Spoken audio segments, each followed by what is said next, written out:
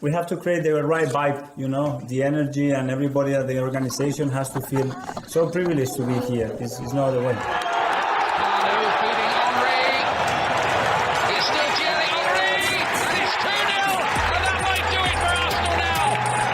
Thanks for listening to the Purely Arsenal podcast. Please follow us on Twitter at Purely Arsenal FP for all the latest Arsenal podcasts. Welcome to the sit down at a Purely Arsenal podcast. Two of us, just like old times. Neil Shah, how you doing, Neil?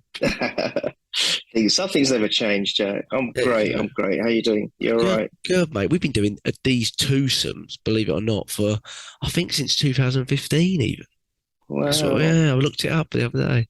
We did a couple of 2-1s there, where people can get on and me and you just jumped on. So, that's for the regulars that will remember us all the way back. But we're here to discuss, not to review all of our podcasts. We're here to discuss the Arsenal-Leicester game where we absolutely pumped them with a 4-2 flattering scoreline, in my view. In fact, your prediction, Neil, of the 6-0 quite could have come true without two little errors at the back where they weren't even in the game, as far as I'm concerned. That's my opinion on it. But mate, we don't need to do line-up questions at the moment because it was a line-up picked itself just because of last week's game. I think the only one that I was thinking about was, some people were saying, Tommy Asu, but I just didn't feel fitness-wise anyone was ready anyway. But again, nice to see those players get a few minutes towards the end and be able to give them a few minutes towards the end, right? In both of these games, we've had a little bit of time just to be able to relax towards the end of games, which I can't recall having all of last season. I don't know about you. No, so that is unbelievably refreshing, irrespective of who we've played and having a harder start last season and all that. But Neil, I want to get into it with you. I know you were streaming the game and I was kind of watching the game and then I had to watch it back. But I felt we started the game a little bit slow. And obviously you're used to the Palace game, which was really fast start out of the blocks. It's a first home game. Obviously, maybe my expectations were a little bit high. Obviously, the heat was like some sort of record or whatever.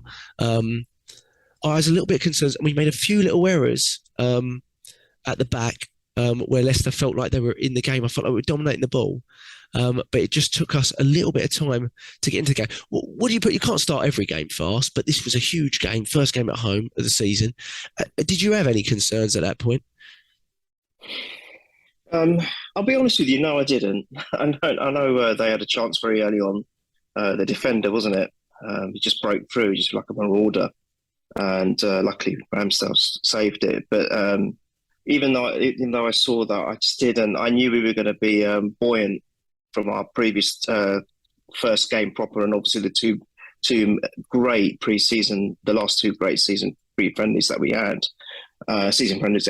and I just thought, it doesn't matter. We'll suck it up and we'll start. Maybe it was just a bit of a slow start for them, just simply because it's their first game at home, and the expectation was there already, even after just one game of the season, because we played very, very differently to what we've seen in a long time, Jack. And I think the crowd, they know that the crowd have suddenly got right behind the team. I think the crowd has got behind Arteta a lot more, whether that's because of also the running of the documentary at the same time, I'm not sure. And then their fans are seeing a little bit more into how his world and how his mind is working. So it could be that there's a lot of expectations this early on in the season. You don't normally get this expectation, Jack, unless you're like already champions. It's a really bizarre feeling. It's like those years that we were kind of in the doldrums just seem to don't exist anymore. It's incredible how the fan base has turned around. I have to say that. It's amazing. And there was a point in the game which I can touch on, if you don't mind, very quickly. The two things which I will go back to what you said, but I mean, the two things which I took away from the game was hunger and their attitude. The hunger part comes from the fact that we conceded those two goals which you just mentioned, and within 2 minutes we scored again. And I've not seen that. Well, when have you seen that, Jack? When was the last time you can remember this? No. I can't. Simply, that tells me that the heads are no longer dropping. If that had been Arsenal of seasons past, heads would drop. It'd be like, Yeah, look at us, we were in control of the great game, but we've conceded. Oh, darn. And it could have quite well easily have led to dropping points. But no, within seconds, back on it. So that's the attitude and the hunger. Oh, sorry, that's the hunger. The attitude, that's the attitude and the hunger, I guess. But also, I saw from the fact that Saliba, he made that error for the first goal. And what I loved about that is, again, no heads dropping. They just got back on with it. And also, as a byproduct of mentioning that, the fans' reaction to him, and this is what I'm saying, I think the fans are really now behind with what we're trying to achieve as a club. And that can only be good news, because it will be very difficult, I think, Jack, this season, even for the big guns to come to the Emirates this season. They're going to find it tough. We're going to give them quite an oppressive atmosphere. I saw the makings of that last season, actually. The games that I'd gone to, even when we were playing dreadful, the fans were still singing. They were still singing and shouting. So I think we're really getting there as a unified unit now, all round, club, fans, the works. But yeah, I think it was just a bit of complacency, maybe a little bit of expectation. We soon put pay to it, didn't we? It didn't last long, to be honest. Oh no, it didn't. Once we got our stride into I suppose it just basically clicked back into gear. We were again very, very unstoppable, very unstoppable. But yeah, I'm sure we'll talk about that a bit later. But gosh, our front lineup and our creativity is something to behold at the moment. Just long may it continue, eh?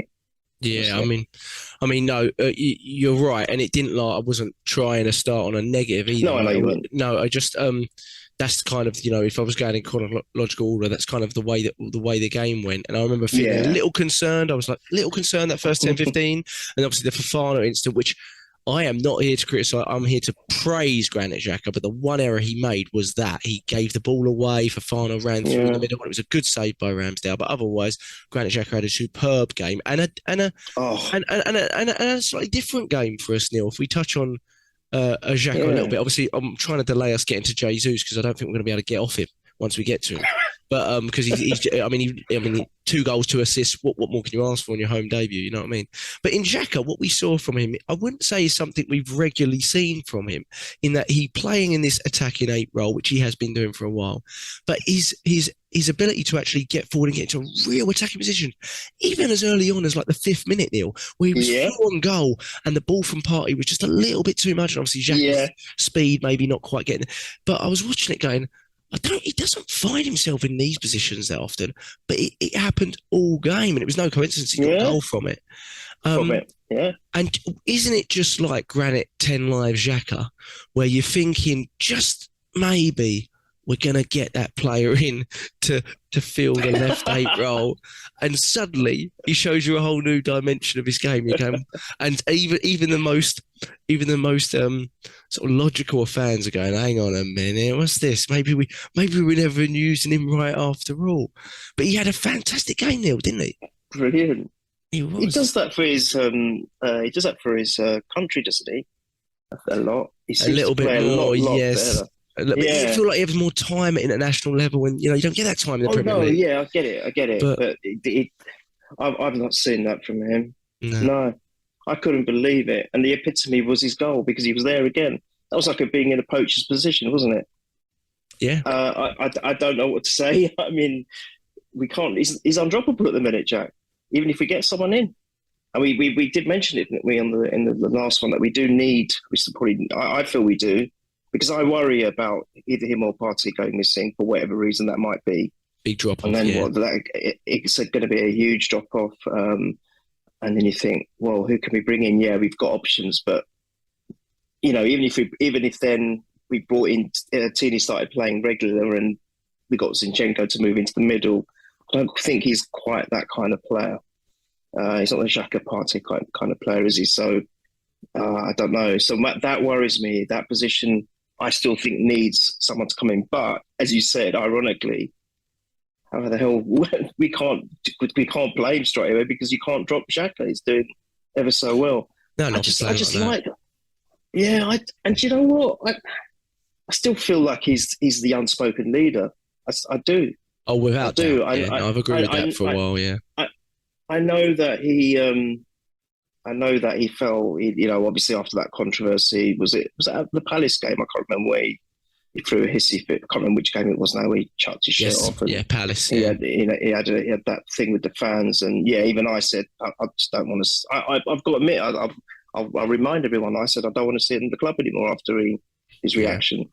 But what a turnaround! And now he's doing this. Really, he's playing like the shadow captain's role, and he's actually playing good football and getting in good positions, and doing probably what Wenger saw in him all those years ago. And it's come to fruition, maybe a little bit too late, but it's better late than never. I was so impressed with him. There was a tweet by the Arsenal account, and they said, "Who would you give for man of the match?" I actually gave it to him. I know Jesus was outstanding, and he was, by all accounts, man of the match.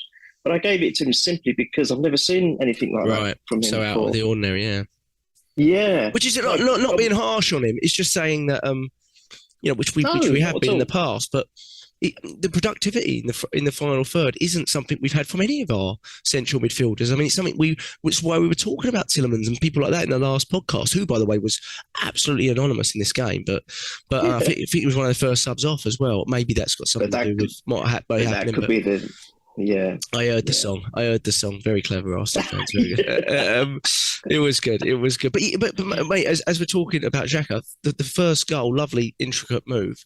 But it was his assist as well, wasn't it? It was his assist. What a beautiful move. Oh, all of them though. I mean, it was everyone. From what I remember, Jesus was actually doing something on the side, on the right on the wing. He got past his man, and then Martinelli got involved, and he did some hard work. It was Martinelli's. Something different from him. I've always said he's got everything. I've always said that I think he's going to be one of the best in the Prem, if not the world. He's going to be a world beater, that kid. But his energy levels, he's almost like resigned himself that, as you quite rightly said, he said, look, I think he's going to stay on that side. He's not going to come central like I was asking Arteta to do at one point. But his work rate and his energy and his pace, Jack, is something else. And he just bamboozles defenders to no end. And, the last couple of games we've seen that. And I'm so glad he's starting every game. I'm so pleased. That's the only way he's going to, improve and he's going to develop. And I'm so glad that Arteta's got that faith in him to do that. And it was his movement at the start, after Jesus done what he did, to give that chance to the layoff from Xhaka. At the end of the day, although it was Xhaka's assist, I think all the hard work was done initially by Jesus and then Martinelli. But what a goal. I mean, it just shows how many different attributes has this lad got. He not only can do the poachers, just being at the right, he's got an instinct to be at the right place at the right time. He's a proper poacher, Jack. He's not just a proper poacher, he's also got the skill to do something sublime as that chip.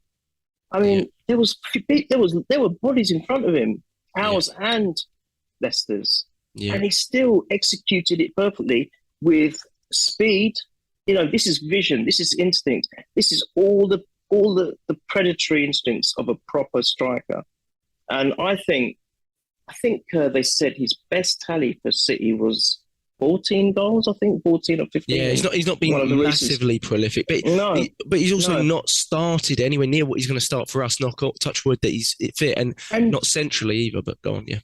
And despite that, Jack, he scored 58 goals for them.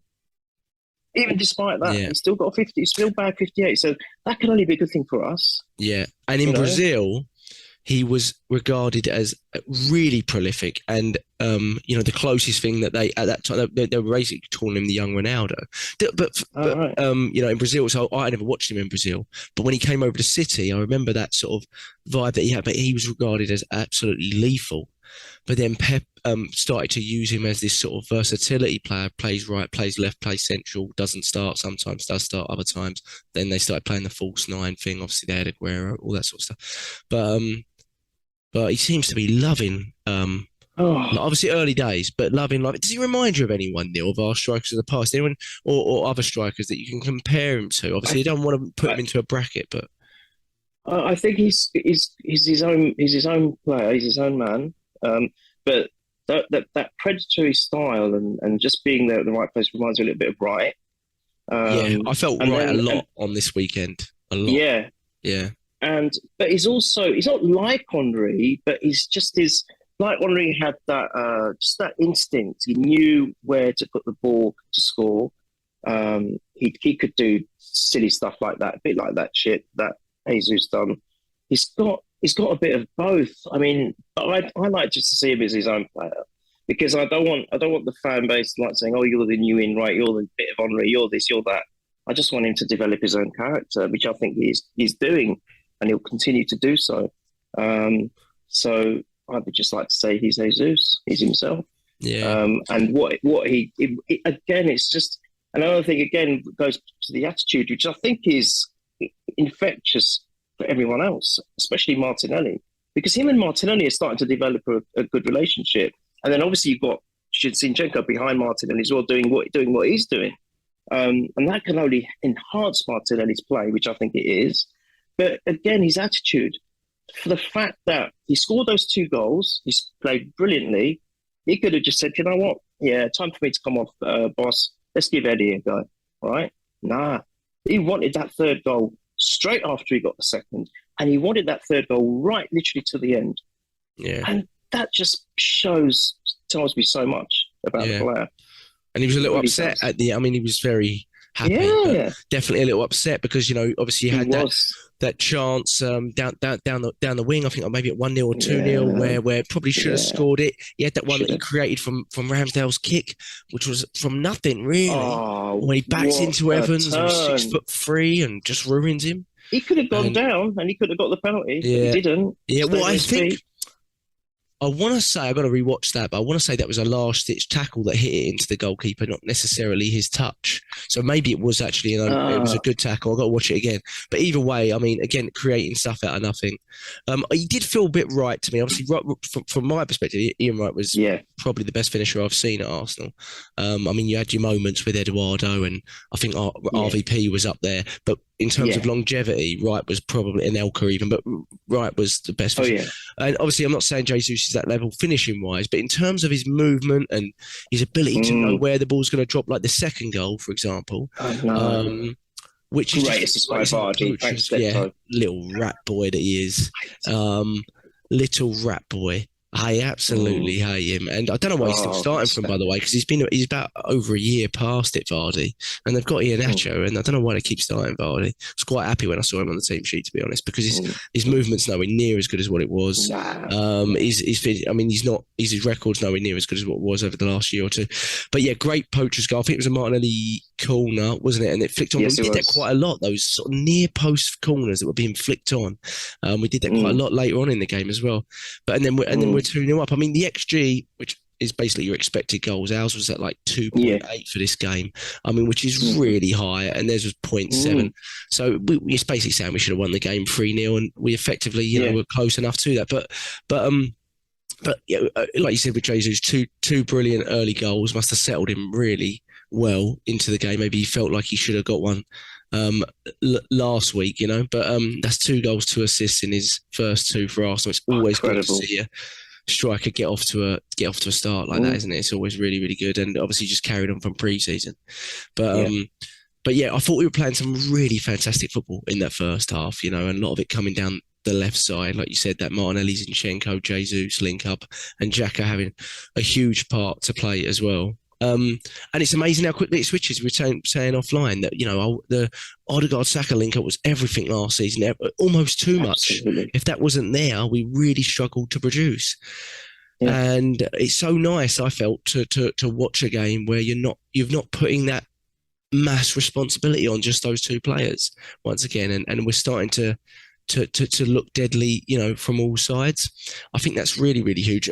Neil, I didn't think they were in the game. I didn't even think they were in the game when the goals were coming back. They came out of nowhere. But at 2-0, we had that penalty moment. What were your thoughts on that, the Ramsdale Vardy incident? Not a penalty. not a Right, penalty. same. And I What's don't know your why it took thoughts so long on? to.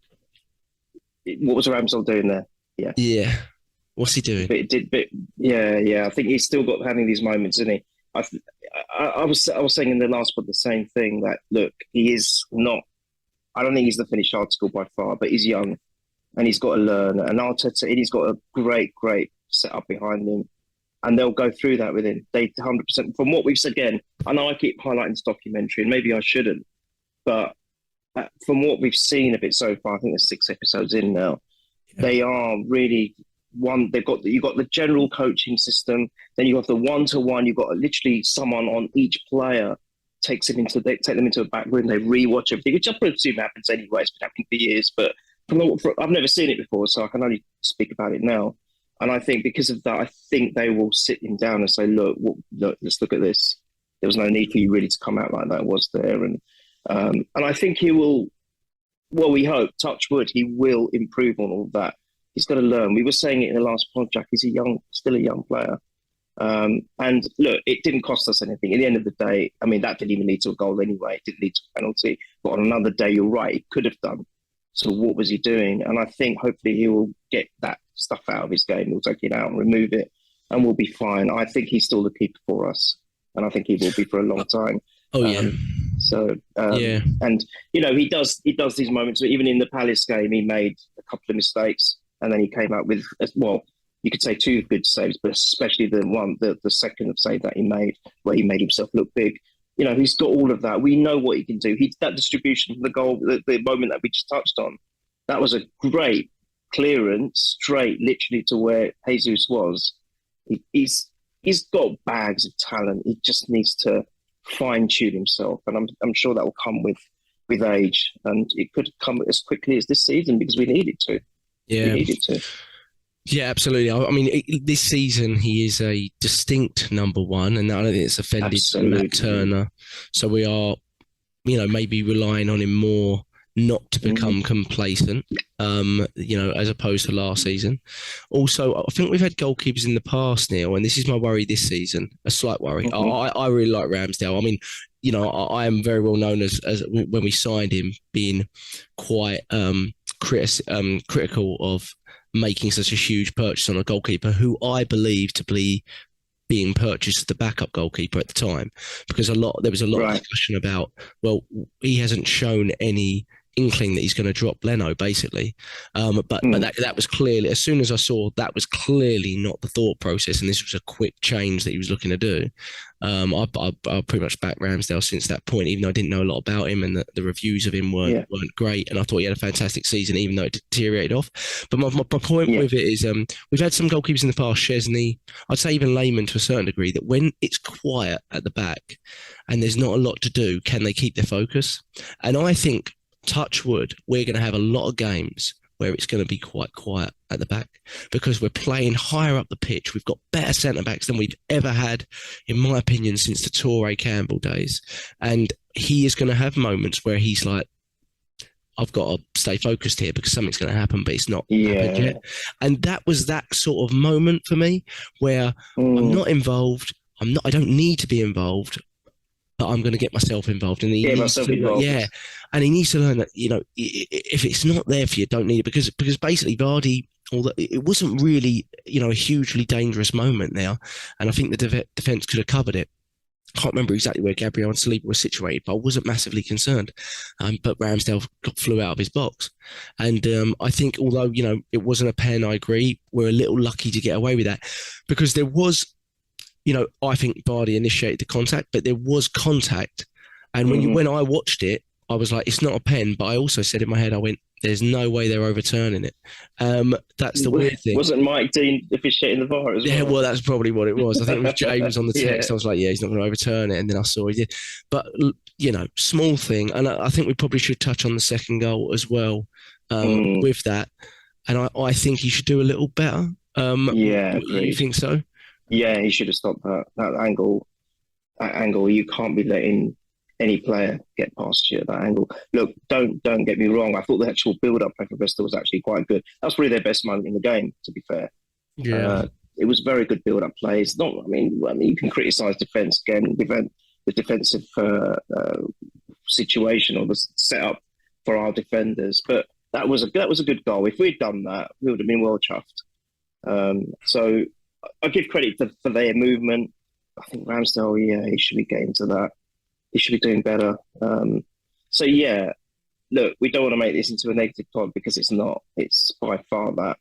But if we're going to be critical of anything, it probably was those two errors, or that error for that goal, and maybe the earlier error, as we just talked about, for him being a little bit reckless, just a teeny bit reckless. And I think, I didn't think of that, Jack. I think that's a great point. It's about the focus, because if he's quiet, how does he keep himself in check? I'm thinking. There was an argument about that last. Sorry to interrupt you. There was an argument about that last week, Neil, wasn't there? You know, we were really all on top of Palace, and for me, the slight trigger was Ramsdale getting the ball, and he played it to one of their strikers, and their fans got up, and then he did it again the second time. That's right. And then they started to. I'm sure it wasn't directly the trigger, but again, quiet, not a lot to do. And suddenly you're you're building up they're encouraging them, you know. And I felt that a little bit last season, though I don't think he had as little to do. I mean, I think they had 7 total shots, on Saturday. And, you know, hardly any of them were really of note other than the Fofana one and 2 goals, one of them being of our own mistake. That was just a slight concern. I mean, we got back. I think you're right to bring it up. I'm not saying that's the whole reason why we do these things. We do it as we see it. I think you're right to be slightly concerned. I just think he'll be all right. I've got this utter faith in the lad that he'll be all right. And the fact that, see, the difference between this season and last season, there was definitely a drop off in him, definitely, because he started so bloody well. That's the thing. He was just so good, and everyone was like, "Whoa, wow!" And he proved so many people wrong. I think all right. He's got a year experience on that now. He's got 9 months experience on that now, and I think we're just going to be such a different kettle of fish this season. So I think we're going to be up there, Jack. Yeah, and I think that will buoy on all the players. And you've seen him. You've seen it again. I'll bring up the documentary. I've got to stop doing this. But you've seen his reaction, even when he concedes, he's pissed off. It doesn't matter if we've won the game. So he will be asking himself the questions. Hopefully, he'll be saying to himself, "I shouldn't have let that goal in. I shouldn't have done that thing that could have led to a penalty early on, you know, in the first half." So, you know, let's hope he addresses it, not just by his coaches, but by himself. I think he's a clever bloke. Let's see how the next few games pan out. And I'm expecting the same for the next few games at least. I think they're all winnable, the next, 3 or 4. I even think Man United, who's probably the first big team that we play on paper, I think that's very winnable, considering where they are at the minute. So let's see how he does in the next few games, where, again, I think what you're talking about, the quiet moments, we're going to probably expect a few more of those. Let's see what happens. Yeah, on the second goal as well. I mean, I can't not. Zinchenko was livid after the second goal. I don't know if you saw the reaction, but he was livid, and I'm just kind of stopping and freeze framing it. But I wish I could get to the point where I can share the screen. And got to get a bit more high tech with that sort of stuff. But yeah, wish we could just throw it. But on the freeze frame, he finds himself a little bit high and wide, Zinchenko. But I'm not certain, you know, really. It's his man. It probably is, but he would have to be really deep to be on that right wing. I can't remember the name of the lad that's coming off with the ball. But then basically Zinchenko finds himself in a 2-on-1 position, and maybe he could do a little bit better to stop the ball to Maddison. But again, it's hard to know where the danger is. If he's going to cut inside and shoot, Zinchenko needs to be there. So I find it, unlike against Palace, where I felt Zinchenko found himself a little bit vulnerable in the second half a couple of times against Ayew. This one, I mean, I would lay a little bit of blame at Zinchenko, because I think positionally, when they had the ball, he was just a little bit too high. But and that's what caused him to be out of position and cause this overload on the right, on their right wing, our left side. But and you've seen that a little bit from Zinchenko. I mean, I think he's looked fantastic. I think he's looked really good. I can't tell you how excited I am to have a left back like that is so attacking, so forward thinking, so good on the ball.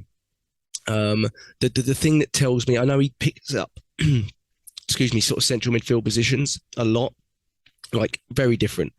We play very different in that way, very similar to City. There's not a lot of teams that do it that quite like that. Very, very similar to City, and obviously you can see why we bought him. But the reason I sort of question the left eighth scenario, or will he fill the role in Xhaka's absence, is physicality. I think it's physicality. I don't think he's a hugely physical player, which is fine for the position he's in because he's so technically good on the ball. But Xhaka, in central midfield, you have to have physicality. And I think under Mikel Arteta, I think he likes stature there too. I think he does. I think he likes having players that are 6 foot plus. I don't know what height Tielemans is, but I'm guessing he's around that area. So that's what makes me question it. But as a left back, a very unique one, I think he offers a lot of stuff that we've lacked, even through Kieran Tierney, in terms of an attacking sense, Neil. And I think it would be really nice. We were talking. What do you? Let's say what you said. What do you feel in the big games is one where I question it? The ones where you got Salah or Son or, an Alvarez or Mahrez coming at you. Who would you play there? I'd rather play Tierney, but then you said off air. But what does that tell? What does that? How does that affect him? How does that affect Zinchenko? Because if he's played every game up till that point and he's done all right, and we've had great results up to that point, and all of a sudden you've got Arteta thinking, right, now we've got the big guns, the real big guns. Can he be as good defensively? Is he as quick going back, which we haven't really seen? I think even City fans would admit that he was probably better going, towards goal rather than back to cover ours. So you question that, but then what does that do to his mind? But is he accepting the fact that maybe for the betterment of the team? Oh, you still there, Jack? Yeah, I'm still there. Gosh, I thought I lost. I was dazing into your eyes. Shut up. That's what it was. I've got dark circles. I've had no sleep. Mate. The heat here is unbelievable. Stop it. You look delicious. Oh, shut up. Hey, focus in now. Focus in. Yeah, go on. Zinchenko. Right, do a Ramsey. Focus. Well, do you know what, Neil? I'm really talking about the away games, because I think in the home games, I think we're almost at a point now where we are going to say, no matter who we play at home, we're going to take the game to you. I think we're getting to the point where we believe in our ability that much. So, but away, you going to Anfield, I see what you mean. Like maybe it is a Tierney, I think so, because I don't think we can play Zinchenko when Xhaka and Partey are fit. I think we do need the presence. I do worry about his stature. I don't think he's going to be one of those ballers, one-on-one ballers, especially with really the big guys. I just can't. Can you see it? I can't see it. Not quite, no. So not from a central position. Do you know what? From a mental point of view, I think he'll be all right if he does drop in for Tierney. He'll understand the reason why. And at the end of the day, he's going to have to think. End of the day, these players, as hungry as they are, which is good for us as fans, we want them all to be hungry. But at the end of the day, they'll probably appreciate that. Actually, no, look, this is the best for the team for today's game, and the boss will, I think, manage it well. We've questioned his player management in the past. Mm-hmm. I think now it's almost become his team now, hasn't it? With the exception of a few, it's almost become his team. He's probably sat them all down, and he's probably said to them that, look, there are going to be changes here and there. Yeah. But before in the past it might have been because they weren't playing well, now it's almost because you are playing well, but even for the best for the club on this day, on this match, we have to make these quite slight adjustments. And it's not to say he won't be involved in the game, Jack. No. If we're doing well, like you suggested at one of the away games, and we're doing really well, he might then switch it and take Tierney off, which is probably a good idea initially, because we're all questioning how many minutes can we give him anyway? Yeah. I worry about Tierney every minute of the day, fitness-wise. But, he does look fit. I mean, Arteta alluded to him being ready to go this weekend. If he was ready to go last season, he's straight away back into the team. And that's the sign of an improvement in quality, where you don't have to rush him. You don't have to rush Tomiyasu back into an away game against Newcastle when he's got, no calves left, which is really, really good. So all these question marks we're having, these are all good things, but you can't help but think it, how do we play for that game? Because I'm seeing this, and you just start to think it, don't you? You can't help but think, how the team might adapt to different types of situation. A couple of other players that I want to touch on as we touch on the game and the goals. I think Saliba's been faultless almost. in the 2 games. But obviously he made one big error, which the fans completely supported. And even when he made it, I was like, all right, get your head up, son, because you're amazing. And but it was an error. It was a ball over. I think it was a header, looping header over the top. Yes. And he just misjudged, where the goal was at. And it's just a misjudgment. But otherwise, Neil, I think he was fantastic again. Unbelievable. I mean, the guy is just such a presence back there. And the fans knew it too, didn't they? You could tell the reaction. Saliba's probably looking, going, wow. But we know when you're onto a good thing, and that's what it is, isn't it, Neil? Absolutely. He's a star. We've not had it since the likes of Campbell and Adams and all that lot. We've not had anything like this, have we? We've been crying out for a leader. We've been crying out for a proper captain for years. Not seen the like since Adams / Vieira. And I think to the same extent, for a different reason, crying out for a proper central defender. And we've got, and we've actually got 2 or 3 now in theory. And this is the beauty of it. Like you just said, don't have to rush the likes of Tierney and Tomiyasu back. We've got White and Zinchenko now, and then you've got Saliba, you've got and Gabriel, who are just forming the greatest of partnerships. But Saliba's the one. Gosh, I think he bought them roughly at the same time, didn't he? I think he did. Or they came to the club roughly at the same time. Well, hold on, sorry. Saliba was bought from the previous administration. He was under Emery, I believe. Yeah, I believe it was under Emery. It was definitely not Arteta, but I believe it was under Emery. He's been loaned out for 2.5 seasons. It must have been under Emery. Yes. Yeah. Wow. So there you go. Oh, and that touches back on your characterisation of Arteta. You know how you just spoke about it. In terms of his player management, I think Saliba's a big turning point for me, because there's been a lot of players that he's shunned aside, and that's been it. Orba, Pepe, Guendouzi, and I've agreed with all of those ones, by the way. But a lot of people have said, well, can't you reconcile with a player? And I'm not saying there was a rift between Saliba and Arteta, but there was clearly something not perfect there when you've loaned out a player twice in a row without even giving them a kick when they've been signed for 30 million. And that's what, I mean, his comments on him are really good as well. Really good to see on Saliba, aren't they? So carry on. Yeah. No. I think he's going to be a stalwart for us. He's going to be undroppable as well. And God, the guy is just so composed, Jack. It's ridiculous. It's like he's a seasoned veteran. Yeah. It's like he's played the Premiership all his life. Right. Van Dijk, better watch out. I think Van Dijk's mantle's going. Saliba's going to be the best defender in the Prem. Yeah. I can't see anyone else. Tweeted that week ago. Yeah, I said it's going to be a question mark over who's better, him or Van Dijk. And it's interesting because I talked to a lot of Liverpool fans, and they've got a centre back called Konaté, who is really good French young centre back. And I said I haven't watched enough of him, but Saliba's better. I said it doesn't matter what you're saying. I know he's had about the same amount of caps for France.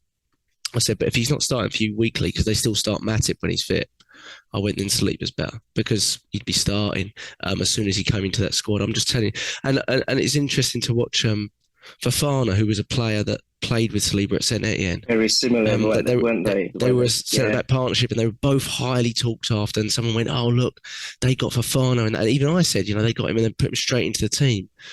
But I tell you, Fofana looked all over the place in this game. Now, that might have something to do with his pending future changes, but Martinelli was all over him like a rash. He made him look really vulnerable. And I was watching it, Neil, and I was watching it going, I'm not certain anyone does that to Saliba. Martinelli's one of the best attackers in the league, but let's see. Yeah. Let's see. I want to see when you put him up against the top teams. I want to see someone rinse him. They might do it once with the ball, but Martinelli did it like 6 times to him in the first half of Fofana. I'm not seeing that vulnerability there, Neil. He's just isn't funny. He just shakes things off. I mean, I was watching him really closely after that own goal. It's like nothing happened. Like nothing happened. Do you know what I mean? It's made of something else. He's like the Terminator. Honestly, he's not fully human. Honestly, he's not human. He's not fully human.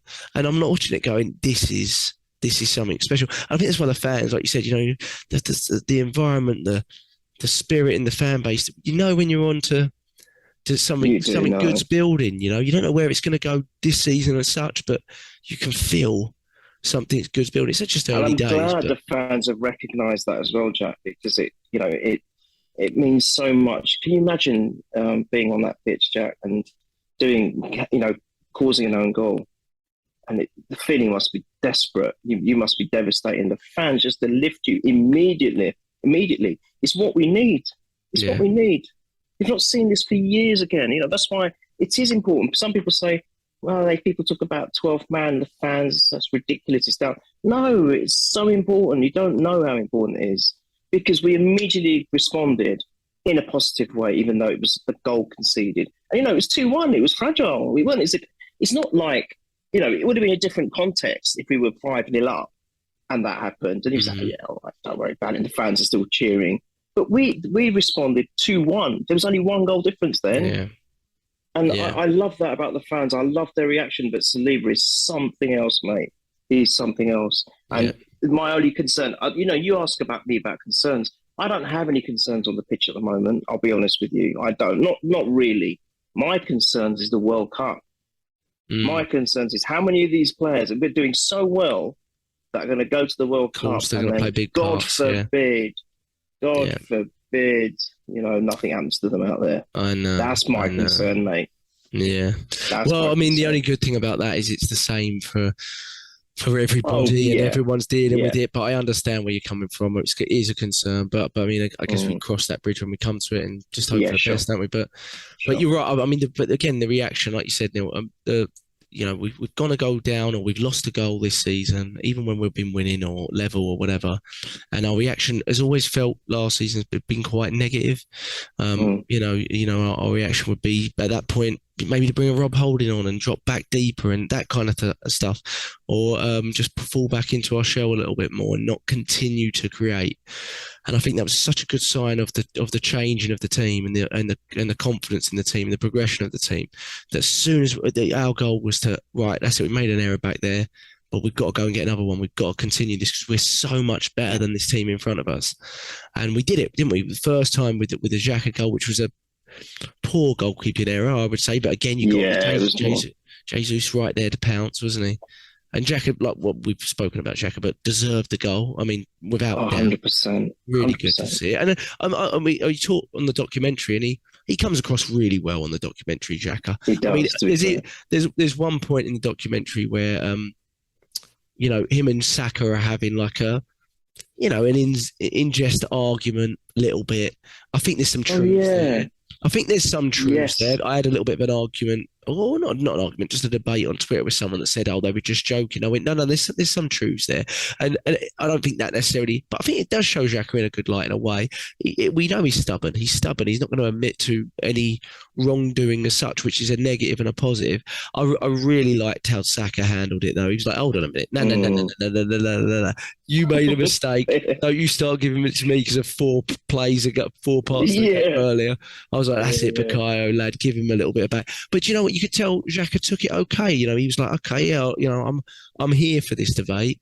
And, you blame me, whatever, and all this sort of stuff. But it was, that I could tell they probably have those sort of discussions quite a lot and things like that. And that is Granit Xhaka. But he does come across really well. I mean, whenever you sort of, you're introduced to the family of a player, and that it humanises them even more. I mean, obviously you see all that on social media anyway, but he's come in for a lot of criticism, in fairness to him, and I've been very critical of him, never abusive, but me too. And he's definitely, no doubt about it, he's got some character about him to come out. He's got thick skin, Jack. He's got it. And I question about Arteta's ability to improve players over the last year or two, but Xhaka was always the one that I felt he was doing that with. He was Xhaka was always looking the best version of what Xhaka was under Mikel Arteta, and kept him at the club. Yeah, and he obviously thinks a hell of a lot of him. And although I still think we might do something in that position, there's no question, how much sort of faith he has in him. So it's great to see him get the goal. And then obviously they got the second one, which we just discussed. For the fourth goal, Neil, our fourth goal, I mean, Martinelli again, right up there in terms of performance, could have been a man of the match without other players getting more goals and assists, etc. for him. But he wins the ball back for that fourth goal. If you watch it, he is the one. He's on the right wing on the halfway line, basically winning the ball back. And then 10 seconds later, less than maybe 6-7 seconds later, he's pinging it in from the edge of the area with his left foot. Which, to be honest with you, I don't know how many goals he's got with his left foot. But is it a fantastic finish with his left foot, wasn't it? Oh, it's perfect, wasn't it? Yeah. Just really accurate. Just accurate and, well, unstoppable. Wasn't greatly powerful. It reminded me a little bit of that Odegaard goal in our last game, the season last against Everton. Oh, I thought you meant the one in pre-season, Everton. Oh yeah, no. Oh yeah, last game. One, yeah, it's like he hit it at slow motion, but because it was so accurate, no one could have done anything about it.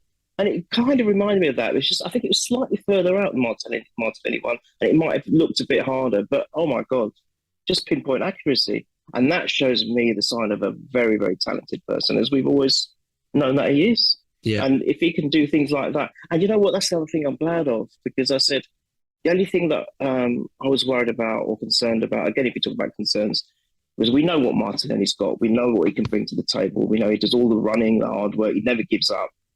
But I just want to see some end product. But actually, he's got 2 in 2. Yeah. Brilliant. Really good. I want to see goals from everyone that up there. We're going to see goals. We've already seen goals from him. We've got Jesus, who could have had 3, but he's got 2 to his name now. And I want to see goals from. I want Xhaka to score a couple more, and even Eddie. Look, Eddie's with us now, and he's got the 14 shirt, and I want him to bag at least a dozen, if he gets the opportunities, of course. And I think the way we're playing, the style that we're playing, he hasn't had probably a better chance to do that in this setup now. He's got a great opportunity. He's got the creative players behind him. He's got great defence behind them. He's got no worries that he will not get chances. And so hopefully we'll see more, because you always used to say that in the good old days, you'd have like so many players getting into double figures. And that's what won us titles. Yeah. And we just don't have that anymore. And now I think hopefully we're getting back to that again, and that's what we need. Yeah, last 2 seasons we've had 61 goals last season and 56 the season before. Wow.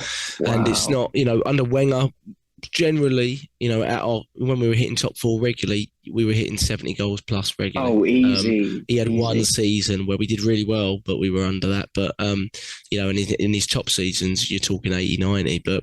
And I don't necessarily expect that, but we've got to be hitting 70 goals plus to have a chance. 100%. And I think we're ready to do it. I do think we're ready to do it. We're creating a lot more. I mean, it's the creation that you look at, right? Obviously, putting them away is fantastic. But in this game, we scored 4. We should have scored more. And that's really what you're looking at. It's not. And that's what gives you the encouragement if you do lose something going back. And I'd much rather, I don't know, I haven't got the stats, but there wasn't many games that we won 4-2 last season and things like that, where we were just willing to go release the handbrake, because we know we're so deadly at the other end, or we're so creative at the other end, that if we do lose one, it doesn't matter, because we are going to pummel them so much, Whereas last season, when you lost a goal, something in your heart sank a little bit, because you're like, it's going to be so much for us to muster up the chances to create enough to score again. And that's where we've just shifted everything up a level. Our line's higher. Our football is played much more in the final third. And that puts them into a vulnerable position. It's so fast, Jack. Have you seen this before? Did you see that one movement? It didn't lead to a goal, but oh my God, I wish I could remember what minute it was in, so I could tell you. But we were just passing it around, even though we were getting into trouble. We were still finding our other player and kept the ball moving. It was almost like watching liquid. It was beautiful to watch. I can't remember whether that was the first or second half. And damn it, it's because I didn't watch the game. But it was just such a joy to watch. And that's what, for us, that's what we want. We want to see this kind of football. It just took me back to Wenger again, watching that. Yeah, and the peak area, I was like, wow. Yeah. And, he's got this team doing it so early in the season. It's only a good sign, surely. Yeah. No, it's really good. And it's good to see some of the players that are making our squad look a little bit stronger, like Tierney, like Tomiyasu, like Smith-Rowe, who I really like Smith-Rowe, but the more you're watching the game, I'm going, he needs to keep himself fit. The boy needs to keep himself fit. If he keeps himself fit, I don't think there'll be a problem. But, when he's in and out of the team, because he needs to get minutes, and the minutes will come, because Europe is going to be a really big thing for him, I think, as well as other people. Yes. Because, how are you going to get your minutes otherwise? But that's going to be really huge for him. We're looking for a lot of things to come from him in Europe, because again, he's been in and out of the team, and Martinelli's really made that left-sided position his own. Yes. Now, which is great. That's what we want. But again, Smith Rowe, can't forget how good he is when he's fit. So hopefully he gets back and gets some fitness. Surely that must be frightening for other teams now, thinking, Jesus Christ, they've got Martinelli and then Zinchenko behind him on that side. That's got to be frightening for any team. Yeah, surely, Jack. yeah. And currently our Europa League left is Tierney and Smith Rowe. It's not a bad development area. It's not bad, is it? No, it's not bad. So yeah, exactly. It's just having that strength in depth. But I really like the combination of Zinchenko and Martinelli. I think Zinchenko just sits so high and tucks in a little bit.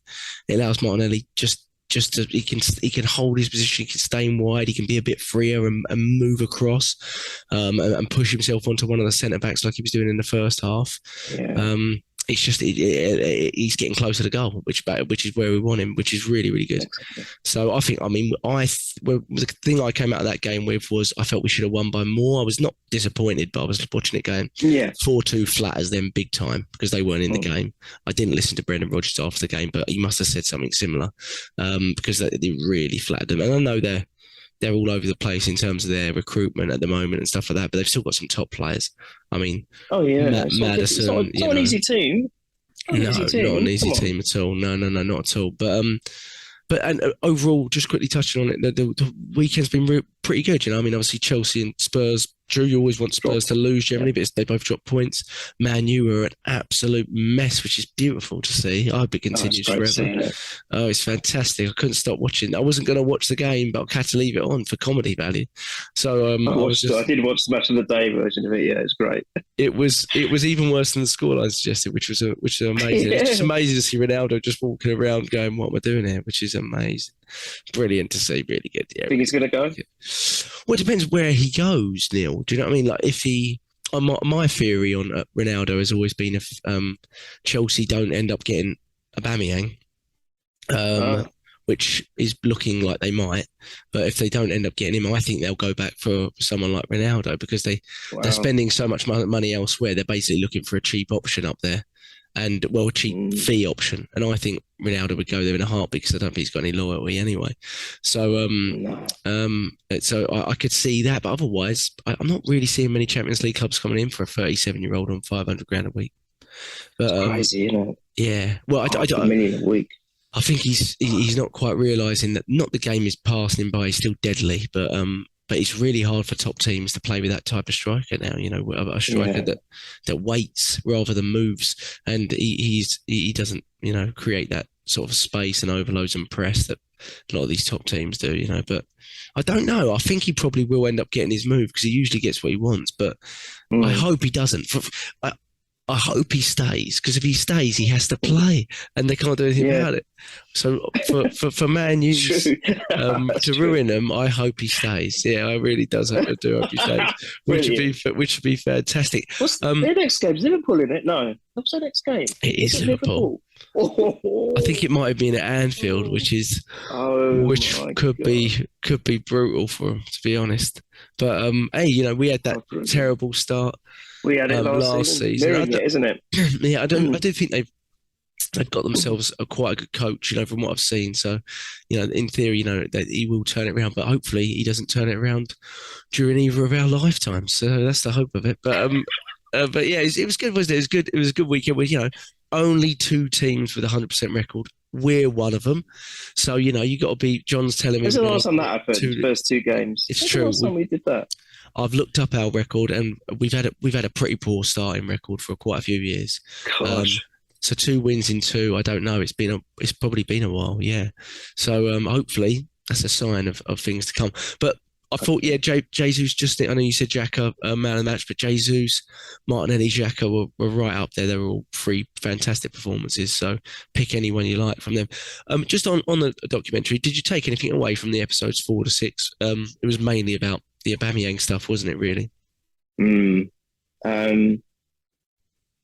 Yeah, I can't really add anything to it because I think I wasn't shocked by anything that I saw. I thought that what I would probably, because I think we'd heard so much rumblings anyway, so when I actually saw it visually, it kind of all made sense to me the way they did it. I mean, I mean, he was really left in the doldrums with regards to the training. He wasn't letting him training with They anyone. weren't even speaking, were they? Wow. It was just like, yeah, and I'm training, or Aubameyang. It was the narrator, isn't it? It's the actor. He was saying, yes, and Aubameyang again, he's going to find himself training alone. And that was like, I don't know, I thought, is that a bit harsh? I don't know. But yeah, God, some people said, yeah. What it showed me is Arteta really stood his ground. He said he's not taking no shit. Yeah. You know, if you do not fall in with how I want to run the club, and that includes punctuality, you know, showing your eagerness, especially. And he even said it, didn't he? There was one, whether that was the first 3 episodes, but as he was walking away, he said, you know, player on that much money and turning up late, not having that. No. He says, I'm not having it from any of his players, but someone who's on the highest wage. He's clearly been doing it non-stop, hasn't he? I mean, clearly, according to Arteta, he has. Yeah, and I think what really pissed him off also was that time when he didn't get an approval for his leave, did he? He said, yeah, I know his mum's unwell, but he hasn't even got permission. He's gone ahead and gone and on did he not get? Back. I thought he got approval, but then returned late. No, returned late. That's it. Sorry. Oh, yeah, sorry. I mean. He returned late. He did return back on when he was scheduled the day. He didn't. Yeah. But I think worse than that, he didn't even let them know. He just didn't turn up. Yeah. So you know, in a way, you could understand the reasons for it. I just thought maybe some of the punishment might have gone on a bit too long and it was a bit harsh. You know, not allowing, because I think if you're not allowing anyone to train for that length of time, you know that's it. That's the end. They're not going to play with this group of players, because how can you just be stuck training alone, expect them to come back and play with a group of players which you've not even had any symbiosis with at all, you know, behind the scenes. Yeah, it's amazing to watch it, because Barcelona did us a huge favour, because you're watching it and we didn't know the intricacies of how much we didn't want the loan. Like, I thought we would just take a loan. Well, I remember saying, just get him off the books. But we wanted a permanent removal of him, which was really intelligent. Edu for that. I think Edu for that. I think Edu's the star of it, to be honest. I mean, that's what I've said in the last few episodes. I'm watching it. I'm just thinking he looks like he's really clued up, really got his head screwed on, really we didn't think, did we, before the documentary? No, a lot of people didn't. And I think in that Aubameyang season, they were a blessing in disguise, Barcelona. I don't know how they took him. I mean, look, they're 6 months into it. They're already trying to get rid of him now. You know, I mean, you can't argue with the decision to get rid of him. Maybe the way we did it, yeah, and I know what you mean. It could be. I liked it all, to be honest, because I was just watching it thinking, some people have said, you're only seeing one side of it, and you're not seeing Aubameyang's side to it. And I get that, and obviously the documentary probably, for certain reasons, can't really show that. You can't show Aubameyang, you know, abusing Arteta in the club. I get that. But at the same time, there was other players that alluded to the fact that this was kind of coming. I mean, I don't know if you saw some of the clips with Rob Holding, but he was like, yes, he's kind of showed up, didn't show up. So the next morning, you know. In the canteen, they were in the canteen chatting about it. And the vibe I got from Rob Holding was, this has been coming, because he went, I'll tell you what, he said something like, Arteta's got some balls to go through with it, I'll tell you. Yeah, there was like something like that, yeah. They were. And I was watching that, and what I took away from that was, no, they've all been sitting there thinking this has been coming a little bit. I bet you if this had happened, this documentary, when Ozil was still present, I bet you some of the conversations would have been like, about similar time, you know, that kind of stuff. So I agree with him fully. I get, you know, I couldn't believe, you know, there was no 100%. communication at all. It sounded like there was no communication at all between them since the arrival back. He was like, I'm done with you, which was amazingly kind of brutal. But at the same time, I can't help but think Aubameyang played in for it. I can't help but think he wanted this all along, because he's got previous Aubameyang. Tuchel is currently talking up Aubameyang as being this, you know, brilliant. He suspended him twice at Dortmund. Yeah. As a manager, suspended for similar reasons. He did do it at Dortmund. He did, yes. Aubameyang has previous throughout his whole career, just like Guendouzi will, previous throughout his whole career of just being, basically, you know, just kicking up a fuss when he doesn't want to be at a club. And I couldn't help but think that. But I have to say, I like that tells me a lot about Arteta as well. The fact that his biggest concern is the club, not the players themselves individually. Yes, they mean a lot to him, but if they'd start giving him shit, he's not going to take any nonsense. You see, we used to. I know we've spoken a lot about Mourinho But I've one thing I've always said about him, no matter what I think of him, he never ever he did the same. Especially his early days, he did anyway. And he said it. He said, "I don't care what the name is in the back of your shirt. If you're not playing well, you're out. You're out." And that's probably one of Wenger's fallacies, in the sense that he kept persisting with players longer than he should have done at times. If you remember, are you there? You still there, Jack? Yeah, I'm here. Sorry. Yeah. Carry on. And especially with Ozil, because Ozil was Wenger's first marquee signing, wasn't he? Big signing, money signing. Just never dropped him. Do you remember we used to say, God, sub him. We used to scream at the TV. He's had a really poor game. Please just bring someone in. But he never did. Do you remember? He never ever did. And I think that's what I like. Arteta is, and again, I'm not, it sounds like I'm criticising Wenger now. I'm not the man. He's the genius. Sorry. I'll digress. But no, he is. Arteta he's not going to take any shit. And that's what I like. He has got the club's goals, his focus, his vision comes first before anything else. And then he'll manage the players behind that vision. And if anyone gives him any shit, and I think that sent a message to the rest of the players as well, that, God, this guy means business. We better, we better do what we need to do, what we're paid to do. So it must have him not on eggshells, but thinking, because it was only a few months before that he's hugging Aubameyang and the new contract and all that sort of stuff. Yeah. And to be able to turn it that quickly is that, absolutely. It's got to have them all going, well, none of us are safe, if we don't keep our act together, No, he's got that balance. It's not eggshells. I know what you mean. If you're that much of a disciplinarian in any job, I mean, I've worked for bosses, and you're kind of like, it's just they don't make it a good environment at all. It's like I feel like I could at any moment they could explode at me, or they could give me my P45. I don't think it's quite that. It's just got the balance. Like, look, because if you look at him throughout that documentary, even when we've lost, he'll still go and pat them on the back or just touch their head. So come on, look, next game. Yeah, you'll have a go with them. Then you go next game. He's fair with it, exactly. So I think you're right. I think Aubameyang must have really pushed him. Pushed him. No, that's it. That's the big time. Yeah, big time.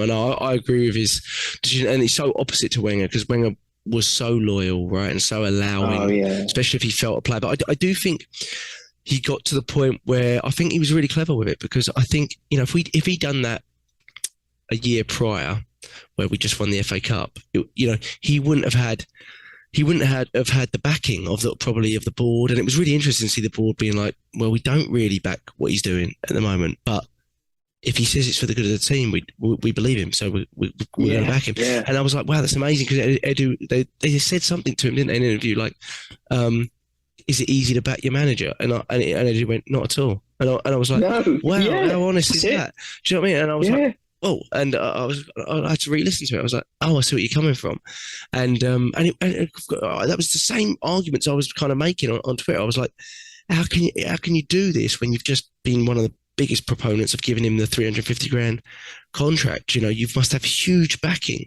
to be able to do this. And whilst I agreed with it, I didn't agree necessarily with the contract being given out, but that was amazing to see that, and to see how that sort of developed, how much backing Arteta had for it. But Wenger would have been the opposite. Wenger would have allowed him, but he became dispensable. Aubameyang, it was no coincidence that 3-4 months before that, we were all watching it going, Aubameyang shouldn't be starting for this team anymore. I don't know who should be, because we don't have the players, but whether it's Lacazette or it's Eddie or we put Martinelli there, it shouldn't be Aubameyang. Like, we are going to be better without this guy at central strike. We all said it on the podcast, if you listen back. We said it for months before that incident happened. Yeah. And Arteta knew it, and he knew he was dispensable, and probably knew that he had the backing of the squad, that if he did it, timing's everything, I think, with it. Really interesting. Parts of the documentary, I was like fascinated by those 2 episodes. It was brilliant. Really good. Really. Did you take anything else away from it so far, overall? Yeah, other than, those are my 2 takeaways, really. Aubameyang, I back pretty much Arteta in that Aubameyang incident fully, though I didn't realise it had got to that degree in terms of their personal relationship. And then I just felt Edu came across fantastically well in the whole thing, especially in that transfer window, even though we didn't have a great window in terms of no incomings and stuff like that. I just felt his bollocks off, didn't Yeah, and he's really personable with the players, like that meeting with Martinelli. People just coming into his office and chatting with him, and him talking about family and stuff like that. That takes you back to a bit of the Wenger days, where Wenger's becomes really personable with the players, and they talk about him being a sort of a father figure and stuff like that. Father figure. Yeah, and I really like his relationship with Mikel Arteta. I think that's brilliant. I mean, so you're happy with what's going on at the higher levels, then you're comfortable. I am. Even Josh. I mean, but Kroenke's. I'm not going to go. I mean, I get why the Kroenke's bad stick. They made a lot of mistakes. The Super League for starters, and stuff like that. And I think but their biggest mistake to me was always who they employed. Or no oversight for who they employed. So they left them there for a long time. So we've gone from, Gazidis to Rao, to Sven Mislintat or Mislintat Rao, and I'm like, you understand you're going to make mistakes, but the ability to act and change it wasn't quick enough for me. But in the last few years, you can't argue with what they've been doing in terms of the backing Edu and Arteta, and they'd have to have been pretty strong, Neil, because there's been points where it would have been very easy to remove a rookie manager in the last few years.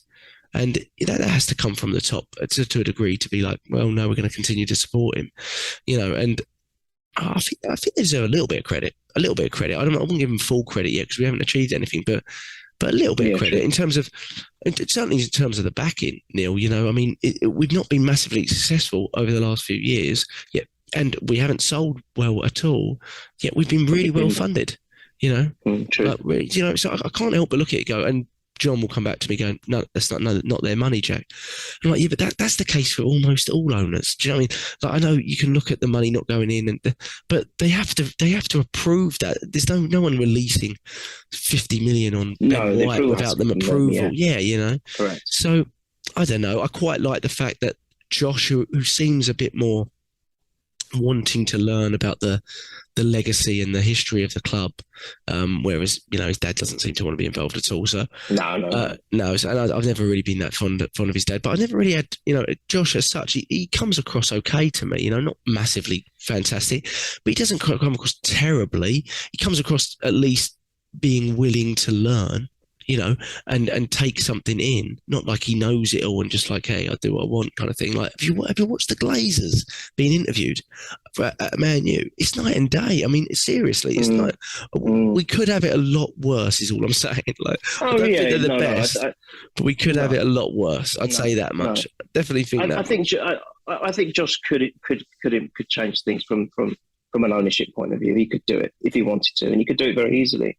Yeah. And he could, and even if all of that is a little bit false on the documentary, I hope it isn't. I hope it's genuine, because he did come across. Even I've got to say, look, I've got to take my bias away for a second and think, no, actually, from what I saw of him, he was quite personable. Actually, he's quite nice. Yeah. Seems like quite a nice person, to be fair. And if that's genuine, I'd just like to see him more involved.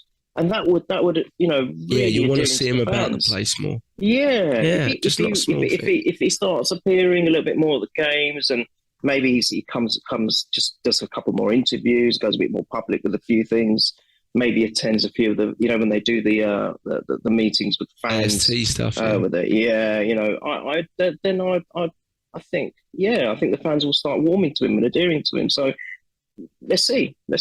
But you're right, it could be worse. Actually, that is a good point. I've never thought of it like that. It could be a lot worse. Yeah, which isn't the way you should look at it. You want the best for your club. And I still think they've got a lot to prove.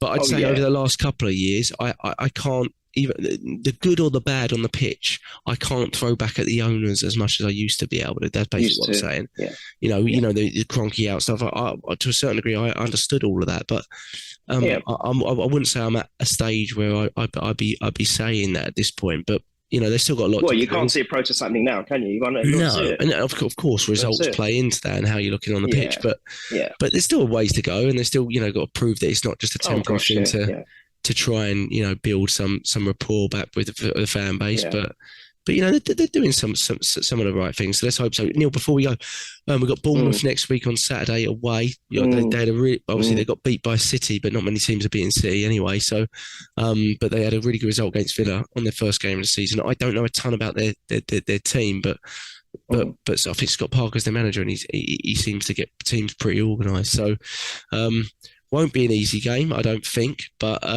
we're ready and we're confident. So, what's your thoughts? What's your predictions? What's your first score? Yeah, I think we can't. My only worry is complacency. Let's not run away with ourselves. That's it. So as long as we don't do that, as long as we keep our feet firmly on the ground and keep our heads, be level-minded, and don't run away from it. Pretty much as you alluded to, the Ramsey thing right at the beginning of the Leicester game, maybe just keep focused for 95 minutes or whatever it is. I think we'll be fine. But I think it's not going to be a walk in the park. So I'm going to go a little bit more conservative for a change. So I'm going to say 2-0 to us. I think we'll keep a clean sheet though. I've faith now. Yeah, 2-0. I'd say 2-0. Yeah, first scorer. I want to say Jesus. Yeah, Jesus. Yeah, again. Like it. I'll go 2-1, and I'll say first scorer Xhaka. Need to get him on the board, I reckon. Yeah. I know he had that deflected one against Palace, but I don't think he got given it, did he? So be nice to get him. Yeah, that's right. There's no goal. Yeah. It's all right. It was a little quiet in this game. Looked a little bit sluggish. I mean, the heat again must be a factor for a lot of players, but God, I didn't even mention that. That was huge. I mean, I was thinking, how are any of the teams this weekend going to cope? But we done all right, didn't we? Yeah, well, the water breaks help Arteta, don't they? We scored just before the water break as well, which was nice. Yeah, so that was good to see. Xhaka's got to. I still worry about his being overplayed. I just really am worried. I think we need to get someone in that position. Still thinking we'll get what we got. Couple of weeks now. 2 weeks basically. So two would be great, but I can see one actually. I don't know. I might be wrong. Yeah, I think so. One minimum. Well, the way he talks, Arteta is certainly not like we're done. And I mean, he could be saying that, and then we don't get anyone in. But he's talking like there's definitely movement. And I also think the way we've kind of been quite willing to just remove players for very, very small fees or loans just to get them off the books is probably a sign that we're trying to clear the decks to get more in. So I would still, at this point, I might say different in a week, but at this point, I would still say we'll get 2. 1. But I would still say we get 2, though I am struggling to see the room for it. But put it this way, and Nelson's out for 2 months, which could be a factor. Maybe that stops it, because he probably would have been sold in the next 2 weeks, I would have thought. And he's got 1 year left on his deal, so it leaves us in a predicament where we're probably going to have to just let him go on a free, which of course we're masters of. But yeah, of course. But I still think Niles will go. I still think Bellerin will go. I still think Runnison will go because he's basically off the books anyway. So that's 3. I think if you get Pepe off the books, I think we'll get 2 in. I think if you don't get Pepe off the books, it'll probably be 1. That's basically what I'll say.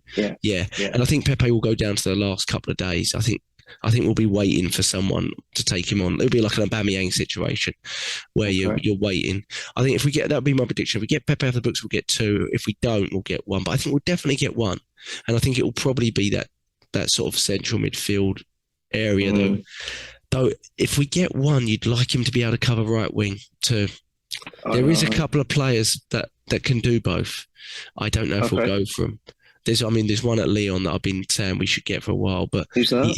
Lucas, Brazilian again, plays for Brazil. I mean, to be honest, if you get him, we'd have a front 3 that could well start for Brazil in the World Cup. Unless Rafinha doesn't. Rafinha usually starts, but Paqueta is the guy right behind him if he's to cover. But he also plays central midfield. To be honest, his main position is central midfield, but he does play on the right side quite a lot. He's a really good player. But the rumor is that he is heavily linked to Man City as well. So we may not, but we've been pretty heavy, not in the last couple of weeks, but we were very heavily linked to him about a month ago. So he would cover both, which would be perfect, cover both positions, and that's 1 player, and that wouldn't necessarily need the 2 players, which would make sense, because we're not necessarily looking for, maybe we are at the 8, but at the right wing, we're not necessarily looking for the starter, are we? We're looking for the rotational option, the player that can give Saka's legs free, maybe even give Martinelli's legs freedom. This is it. So it's a hard one. It's a hard one. Like, who do you sign? You can't go and get Rafinha would have been odd, to be honest, because Rafinha would have had to start. I'm not sure we're looking for that type of player. We're looking for someone to come in and rotate the minutes.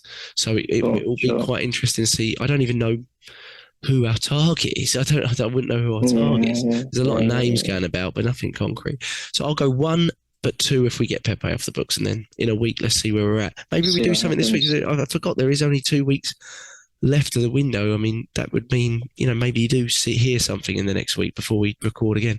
Maybe it will be interesting. But I think Pepe's the key. I think you're right. Pepe's definitely the key. Was he in the squad yesterday? He was in the squad yesterday. He was, but he doesn't come on.